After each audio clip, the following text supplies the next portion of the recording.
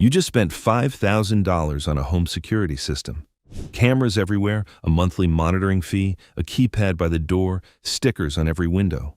And your grandpa walked through your house, looked around for about 30 seconds, and said, none of this would stop anyone who actually wanted in. And the worst part? He was right. Today we're counting down 25 of the best poor man home defense tricks that Grandpa's generation swore by. These are practical, detailed, and genuinely effective. Some of them cost nothing, some cost a few dollars. All of them are rooted in the same core understanding that professional security consultants will charge you hundreds of dollars to explain to you. Criminals are looking for easy targets. Your job is to make sure you're not one. Number 25, the gravel driveway and pathway trick. If you have any choice in what covers your walkways, driveways, or the ground around the perimeter of your home, choose loose gravel.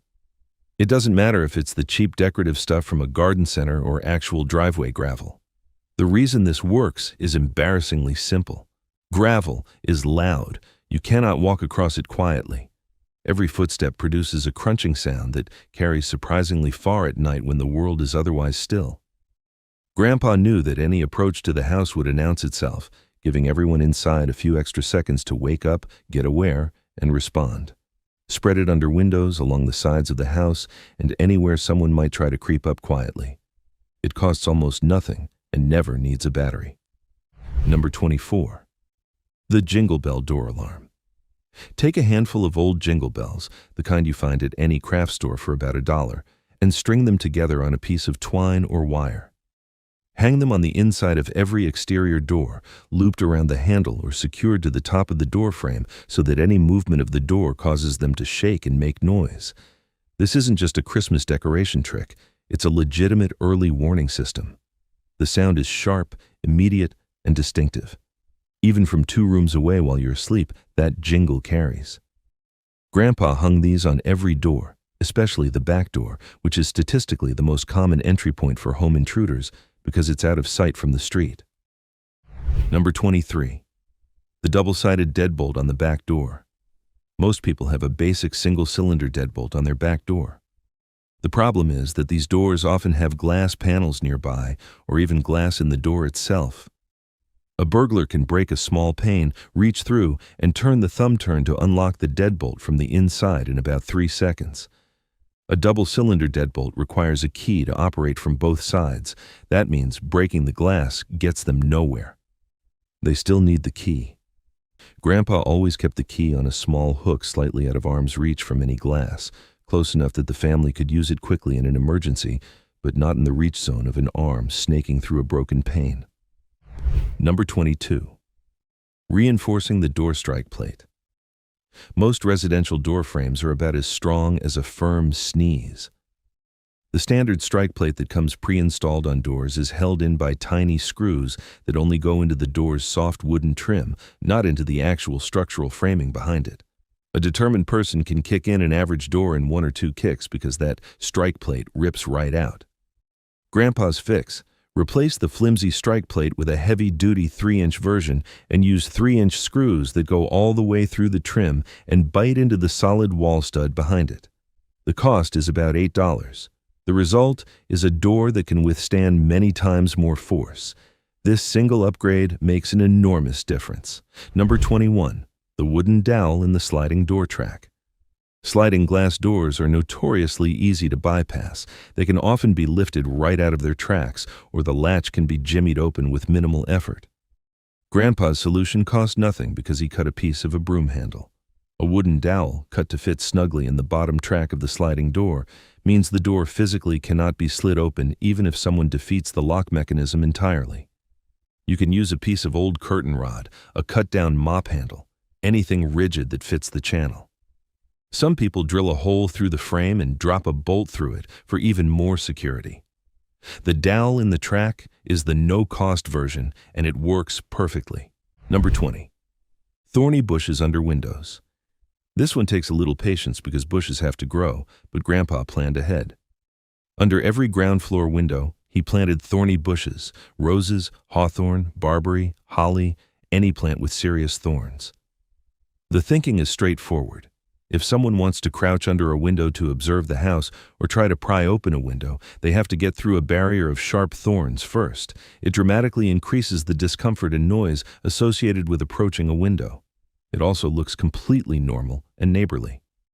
Nobody looks at a rose bush and thinks security system, but it functions as one. Once established, it costs nothing, requires only normal gardening care, and never fails because the power went out. Number 19. The timer-controlled interior lights. Grandpa didn't have smart home systems, but he had basic mechanical light timers that you plug into any outlet. The principle is important. A house that looks occupied is a house that gets skipped. Burglars prefer empty houses by a massive margin. Setting timers so that a lamp in the living room turns on around 7 in the evening and goes off around 11, simulating the pattern of someone home and then going to bed, is one of the oldest tricks in the book, and it still works. Use multiple timers in different rooms for different times to simulate actual human movement patterns rather than one light clicking on and off on a rigid schedule. This costs about $5 per timer. Number 18. The barking dog recording. If you don't have a dog, get a recording of one. Grandpa understood that the sound of a dog behind a door is one of the most powerful deterrents that exists for someone considering breaking in. A dog means noise, delay, potential injury, and an unpredictable variable. Most people casing a house will simply move on if they hear a dog. You can get a small Bluetooth speaker and a recording or even loop a video on a cheap device. Some people use a dedicated product called a dog alarm, but a speaker hidden near the front door playing intermittent barking when motion is detected works on exactly the same psychological principle. The criminal doesn't know what's real. Number 17. Security signage without the security system. The stickers and yard signs from alarm companies are deterrents because they create doubt in a potential intruder's mind. Grandpa recognized that the sign does a large portion of the work independently of whether the system behind it actually exists. You can purchase generic alarm company signs and window stickers very cheaply online. Put one in the front yard. Put stickers on the windows. This is not foolproof because some experienced burglars know to test whether a system is actually active. But for opportunistic theft, which represents the vast majority of residential break-ins, creating that doubt is enough to make them choose the house down the street instead. Number 16. Leaving a pair of large men's boots outside the door. This is one Grandpa loved. If you live alone, if you're a woman living by yourself, if you're elderly, the appearance of also having a large, physically imposing person in the house is a deterrent. A pair of very large work boots sitting outside the back door or on the porch, worn-looking and well-used, suggests that a big man lives there. Combine this with other signs of occupancy, and it adds another layer of doubt for anyone observing the property. It costs nothing because Grandpa just kept an old pair of his own boots outside. Number 15. The secondary bedroom door lock.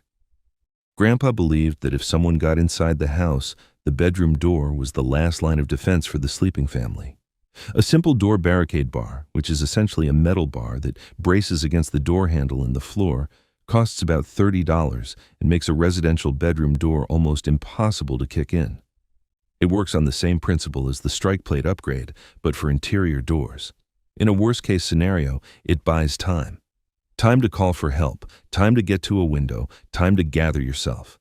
Grandpa called it the last lock, and he never slept without it engaged. Number 14. Exterior motion sensor lights. These are not new technology, but Grandpa understood their psychological power better than most. A light that suddenly blazes on when someone steps onto your property does several important things simultaneously. It eliminates the cover of darkness that a person was counting on. It potentially alerts neighbors or passing vehicles. And critically, it signals to the person that the property is actively monitored or aware of their presence. You can get a basic motion sensor floodlight for under $15. Put them at the back of the house, at the side gates, anywhere that isn't well lit by streetlights. The front of most houses already gets some ambient light. It's the dark corners where Grandpa focused his attention. Number 13. The window pin lock. Take any double-hung window, the kind that slides up and down. Drill a downward-angled hole through the inside sash and partially into the outer sash where they overlap. Drop a metal pin, an eye bolt, even a sturdy nail into that hole. Now the window cannot be forced open from outside, even if the latch is defeated, because the pin physically prevents the sashes from separating. This takes about 2 minutes with a drill and costs essentially nothing if you use materials already on hand. Grandpa did this to every single window in the house. You can also drill the hole in a second position to allow the window to be pinned open just an inch or two for ventilation, maintaining airflow while still blocking full entry. Number 12. Getting to know your neighbors. This is perhaps the most undervalued item on this entire list. Grandpa was on a first-name basis with every person within 4 houses in either direction and across the street. He knew their cars, their schedules, when they were usually home, when they left for work, and they knew the same about him. This mutual awareness meant that anything unusual, a strange car parked out front for too long, an unfamiliar person walking slowly down the street looking at houses, was noticed and mentioned. Modern neighborhood watch apps have tried to digitize this concept, but nothing replaces the genuine relationship where your neighbor actually calls you because something looked off. It costs nothing. It requires only showing up and being present. Number 11. Securing garage doors and side gates with padlocks. The gate into the backyard and the side entry door to a garage are frequently ignored in home security planning. Grandpa padlocked his side gate, not with a cheap combination lock, but with a solid keyed padlock through a hasp that was properly bolted to a wooden post or brick pillar. Access to the backyard means access to the back door, to the sliding glass door, to ground floor windows away from street visibility. Cutting off that access path forces anyone with bad intentions to make their attempt on the front of the house, in view of the street, in view of neighbors, under streetlights. It changes the entire risk calculation. Number 10. The strategic use of curtains and blinds. Grandpa never let the inside of his home be visible from the street at night. When the lights are on inside and it's dark outside, your home becomes a display case. Anyone walking past can see your television, your furniture, where people are sitting, what valuables are on shelves. He kept heavy curtains or blinds on every street-facing window and closed them consistently after dark. This isn't about being a hermit. It's about not advertising what you have and where it is. It also means that no one casing the house can identify the layout, locate valuables, or determine how many people are home and where they're sitting. Number 9. Fake camera placement. Real security cameras have dropped significantly in price, but even a convincingly placed fake camera serves a meaningful deterrent purpose. Grandpa would mount an old or broken camera, or even a carved wooden block painted black and shaped vaguely like a camera at the corner of the house under a small weatherproof housing. The key to making a fake camera convincing is proper placement. Put it where a real camera would logically be, at an angle covering the driveway or front door, with a small piece of wire running to the soffit above it. The psychological deterrent effect comes from uncertainty. Someone considering your house as a target sees what appears to be a camera and decides it's not worth the risk. Number 8. The internal safe for truly important items. Grandpa kept a small, heavy, bolted-down safe for documents, a modest amount of cash, and irreplaceable items. He didn't advertise it existed. The point is not that a safe is impenetrable. It isn't, but that it creates a time and effort barrier. Most residential burglaries are fast, under 10 minutes from entry to exit. A bolted safe cannot be grabbed and taken. It cannot be quickly opened. So the contents survive the burglary even when other things don't.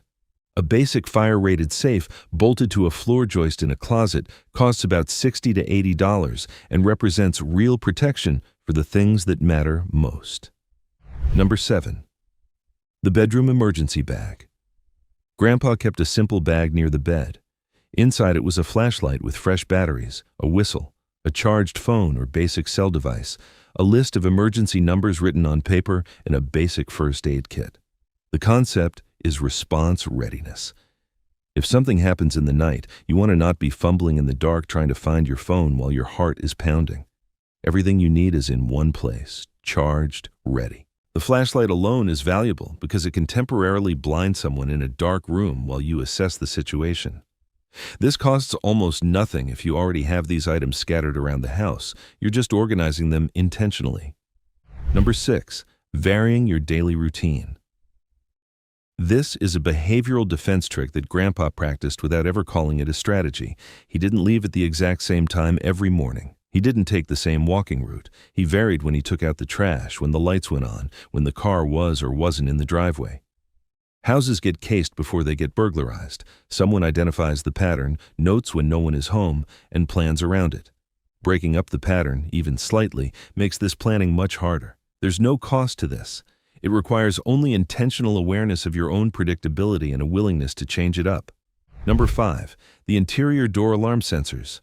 Basic magnetic contact sensors for doors and windows cost about $2 each when bought in multi-packs.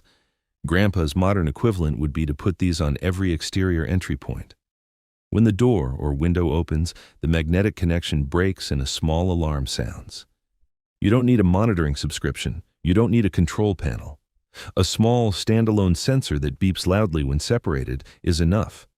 The goal isn't to summon the police automatically.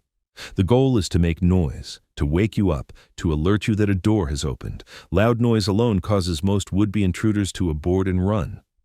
Noise is the enemy of the burglar. Number 4. Keeping hedges and trees trimmed near the house. This one sounds like landscaping advice, but it's security strategy. Overgrown bushes along the foundation, large hedges near doors, tree branches that hang close to upper-floor windows. These are assets to a burglar. They provide concealment. They provide a ladder. They provide cover while someone works at a lock or a window. Grandpa kept everything trimmed back. Nothing grew tall enough to hide behind near the house.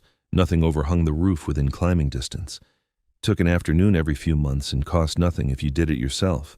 The result was that the property offered no natural concealment for anyone approaching it. Number 3. The car keys on the nightstand. This is a brilliantly simple trick that Grandpa would have loved if car key fobs had existed in his prime. Keep your car key fob on the nightstand when you sleep. If you hear something suspicious outside, a car in the driveway, footsteps, something that makes you uneasy, press the panic button on the key fob. Your car alarm will go off. It will make an enormous amount of noise immediately. It will light up the exterior of your home. It will wake neighbors. It will make any approaching or present intruder extremely nervous about remaining in place. A car alarm going off in a residential driveway is one of the fastest ways to draw attention to a specific location at night. Cost? 0. You already have the key. Number 2. The layered entry design. Grandpa never relied on a single barrier. He thought in layers. First layer, the perimeter. Gravel, thorny bushes, padlocked gates. Second layer, the exterior of the house. Motion sensor lights, reinforced strike plates, window pins, double-sided deadbolts. Third layer, the interior. Door alarms, jingle bells, the bedroom barricade bar. The power of this approach isn't that any one of these things is impenetrable. It's that each layer adds time, noise, and effort. And time plus noise is what defeats the average burglar, who is counting on being fast and quiet. Every additional second they're in your space increases their risk. Every additional noise event increases their chance of being caught. Stack the layers and the math works entirely against them. And number 1, the most powerful home defense trick Grandpa ever used, making the house look lived in, watched, and not worth the trouble. This is the master principle that all 24 of the previous tricks serve. Criminals are rational actors making cost-benefit calculations. They want easy targets. They want empty houses. They want dark approaches, quiet entries, no witnesses, no obstacles, no noise, no dogs, no unpredictability. Everything Grandpa did was in service of making his home the opposite of all of that. Gravel that announces footsteps. Thorny bushes that punish approaches. Lights on timers that simulate presence. Neighbors who know what normal looks like. Locked gates that redirect to visible entry points. Reinforced frames that refuse to yield to a quick kick. Bells that turn a silent entry into an announcement. None of these things cost serious money. None of them require a contract or a monthly fee. Together, they form a coherent philosophy of home defense that has protected families for generations without a single piece of technology more sophisticated than a light timer.